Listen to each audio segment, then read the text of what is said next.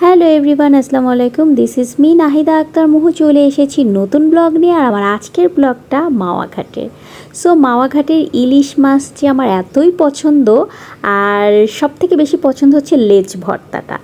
So হঠাৎ করে এমন ক্রেভিং উঠছে, তো সুহিদেরকে ফোন দিয়ে বললাম যে তোমরা যাবা কি না। সো ওরা বললো ওকে ফাইন। ওদের আসলে কখনোই কোথাও যাব না এরকম কখনোই হয়নি। কোনো প্ল্যান হলে সাথে সাথেই ওরা আচ্ছা ঠিক আছে চলে আসতেছি।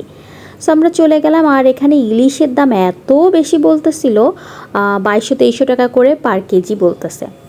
সো আমরা তখন ভাবলাম যে আচ্ছা এখান থেকে নিব না। পরে আমরা বের হয়ে গেছি অ্যান্ড দেন কিছুক্ষণ ঘোরাফেরা করে আমরা আবার আসি, হ্যাঁ, যে আচ্ছা এদের এখান থেকে আমরা অনেকবার খাইছি, সো এদের খাবারটা ভালো।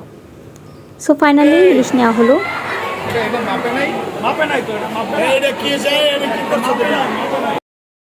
অ্যান্ড ওরা ওয়েট দিতে ভুলে গিয়েছিল। পরবর্তীতে ওরা করে দিয়েছে। অ্যান্ড দেন আমার হাজব্যান্ড ওরা কি করতেছে সেটা দাঁড়ায় দাঁড়ায় দেখতেছে, কারণ ইলিশ মাছের জায়গাটায় ওই দাঁড়ায় থাকে। আর এই চলে আসলো আমাদের এত মজার মজার খাবার দাবার। সো এই ছিল আমাদের খাবার দাবার সেদিনকে। এত মজা লাগছে। আর আমরা মনে হয় প্রায় 1.5 ঘন্টা ওয়েট করছিলাম ইলিশ মাছটা ভাজি করার জন্য, কারণ এতই রাশ ছিল।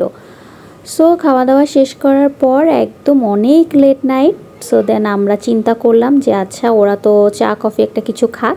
সো ওরা চা কফি খাচ্ছিল। অ্যান্ড এখানে মুভ অন কফি নামে একটা ছোট্ট কফি শপ করছে, যেটা অনেক ভাল লাগছে।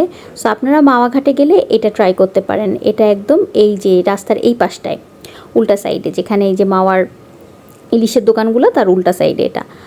সো এই করলাম আমরা সেদিন। অ্যান্ড এখানে বেশ অনেকক্ষণ বসেছিলাম, রাতে অনেক বেশি বাজে। সেখানে গল্প গুজব করে দেন আমরা চিন্তা করলাম আচ্ছা এখন উঠি। সো এই দেখেন কত বাজে, তখনই 5টা বাজে। সো বাই এভরিওয়ান, সবাই সুস্থ থাকবেন, ভালো থাকবেন, অবশ্যই আমার সাথে থাকবেন অ্যান্ড লাইক কমেন্ট শেয়ার দিবেন। আল্লাহ হাফেজ।